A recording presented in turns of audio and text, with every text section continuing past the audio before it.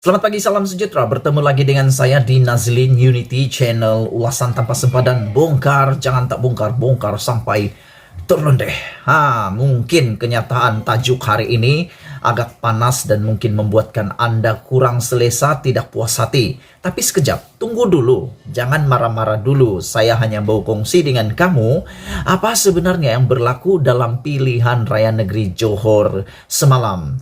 Pilihan Raya Negeri Johor semalam telah melabuhkan tirainya dengan kemenangan 2/3. Barisan Nasional menang 2/3 dan telah dikatakan menang besar. Tapi sebenarnya, ini satu pendedahan daripada seorang rakan saya daripada Instagram, daripada Twitter.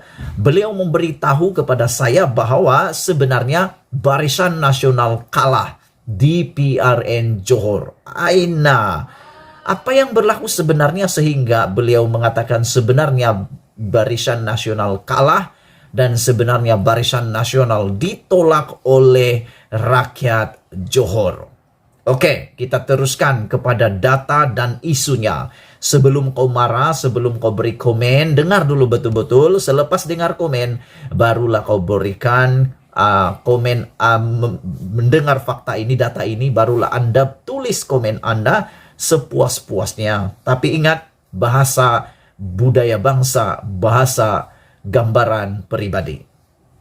Menurut beliau, sebenarnya BN sudah pun kalah dalam PRN Johor. Sudah kalah dalam PRN Johor. Malangnya hanya satu sebab yang menyebabkan Parti Barisan Nasional menang. Bukan karena BN kuat. Menurut Mat Sabu, berita sebentar tadi yang saya baca, Mat Sabu mengatakan bukan BN sebenarnya kuat, tetapi karena pecah undi. BN tidak bertambah kuat menurut Mat Sabu. Saya setuju dengan apa yang Mat Sabu katakan. Dan mari kita lihat data ini. Sebenarnya memang BN sudah pun kalah di PRN Johor. Malangnya pembangkang tidak bersatu. Adakah kerajaan BN memiliki atau mewakili rakyat Johor? Amati statistik ini. Pengundi berdaftar keseluruhan di Johor adalah berjumlah 2.599.797 orang. Yang keluar buang undi hanyalah 1.426.573.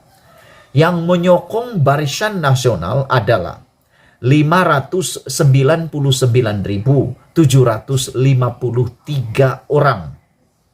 Yang menolak Barisan Nasional pula adalah 826.820 orang. Makna kata di sini, yang menolak Barisan Nasional ini adalah orang-orang yang tidak menyokong Barisan Nasional melebihi lebih kurang di dalam 200.000 orang. Tidak mengundi adalah seramai 1.173.224 orang. Peratus pengundi Barisan Nasional hanya 43,11%. Manakala yang menolak Barisan Nasional adalah 56,89%.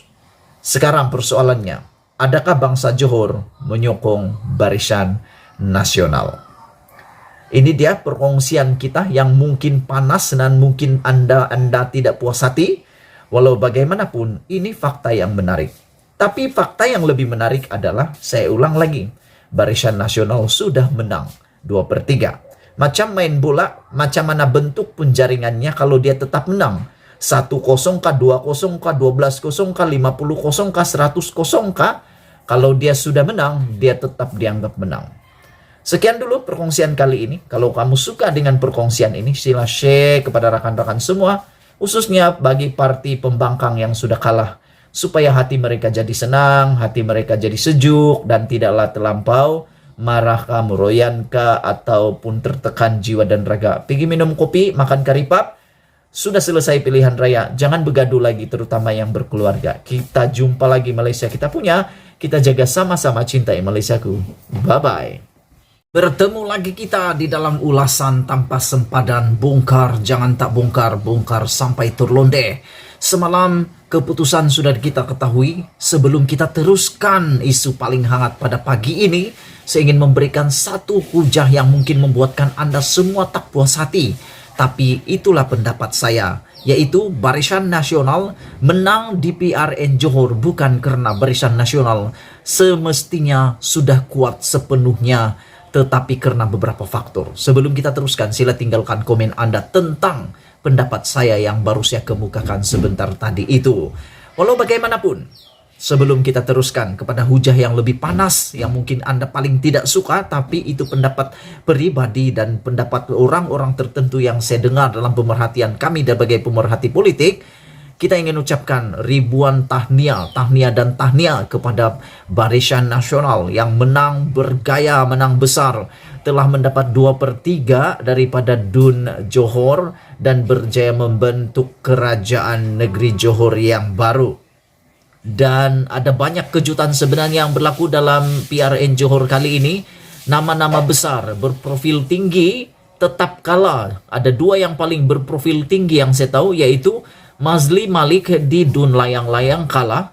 Pengerusi Pakatan Harapan Johor Amirul Huda pun kalah di DUN Yani.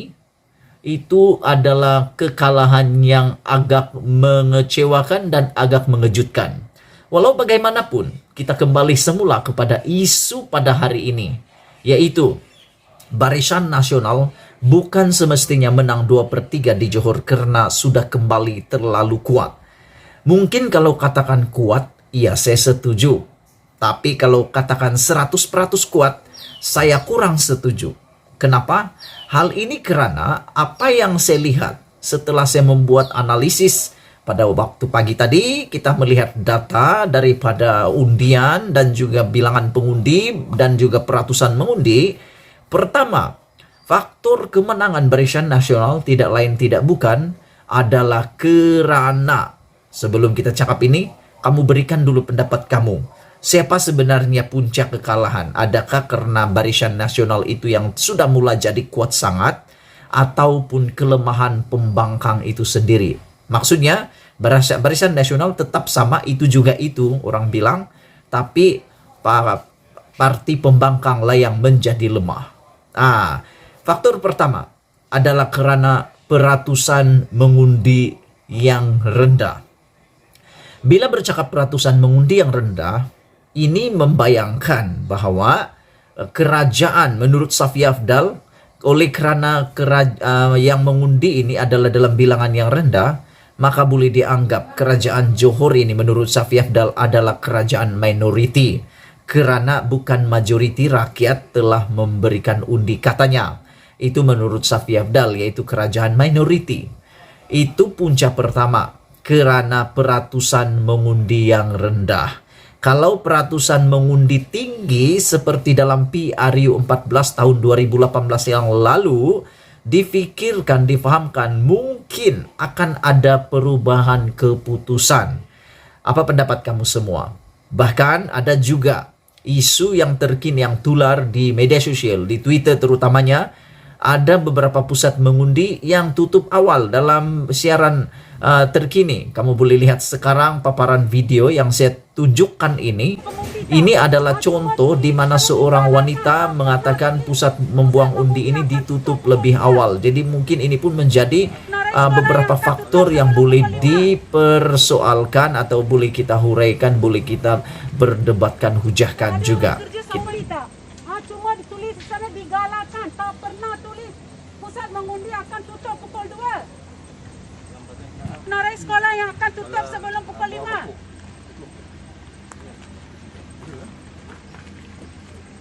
Ada orang kerja sampai pukul 3 petang. Mereka cuci pinggan, mereka tak tahu. Mereka tak ada telefon untuk tengok. Bagaimana dengan hak mereka sebagai pengundi? Kita tidak tahu sejauh mana kebenarannya, tapi inilah yang tular di Twitter sekarang. Peratusan keluar mengundi menjadi faktor utama pertama kekalahan parti pembangkang. Jadi bukan semestinya, ingat tuh, perkataan saya bukan semestinya. Bukan semestinya Barisan Nasional itu terlalu kuat sudah. Faktor yang kedua, kenapa saya berkata seperti itu? Ramai pemerhati politik setuju, penganalisis politik dari pagi sampai tengah hari ini, dari malam sampai tengah hari ini, hanya satu yang mereka kata yang sama. Bersama-sama dengan saya juga kami setuju, yaitu berlaku pecah undi antara parti pembangkang. Dengan perkataan yang lebih pedas, saya boleh cakap itu nasibkah atau padan muka. Kenapa lah mereka berpecahkan? Kalau dulu 2018 dalam satu kemah yang besar, bukan lagi besar, kemah gergasi, dengan mudahnya mereka merangkul kerajaan, menewaskan Barisan Nasional.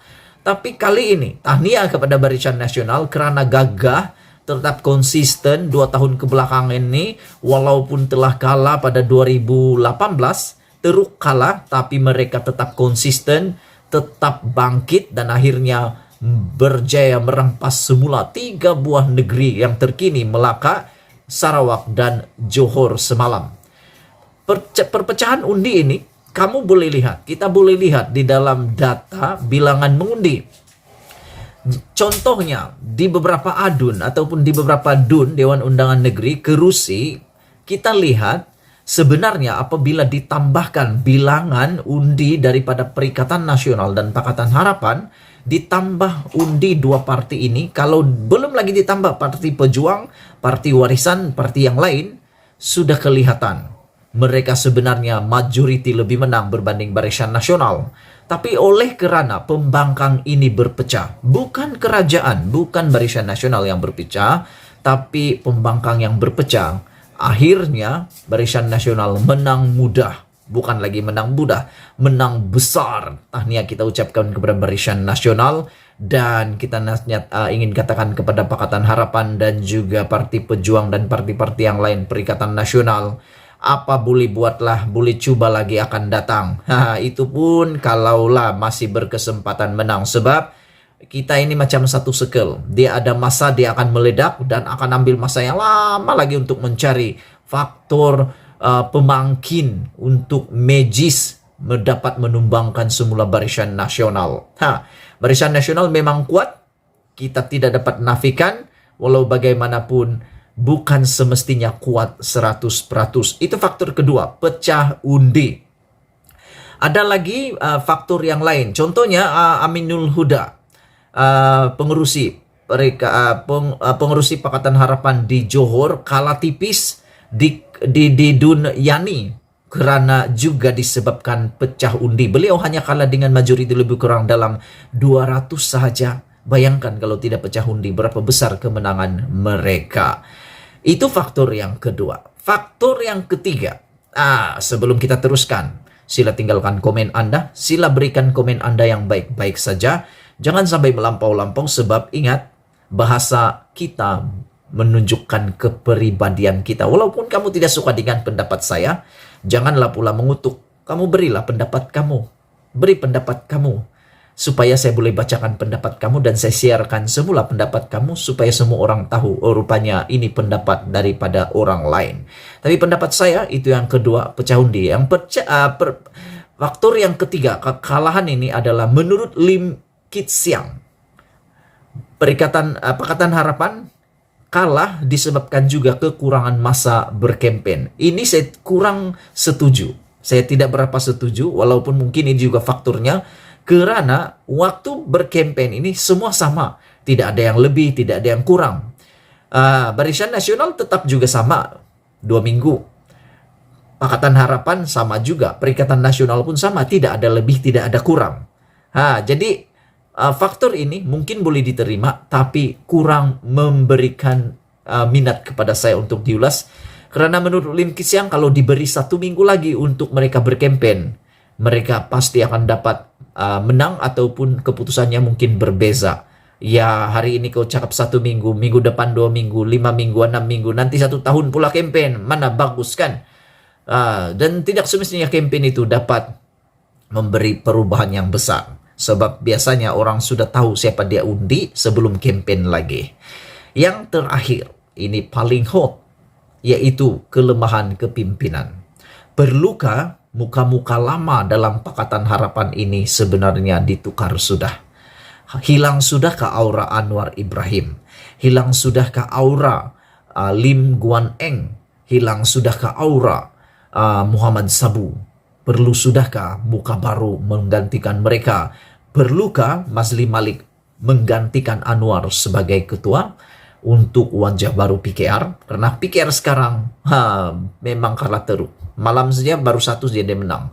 Dan perlukah Rafizi Ramli kembali semula dalam arena politik?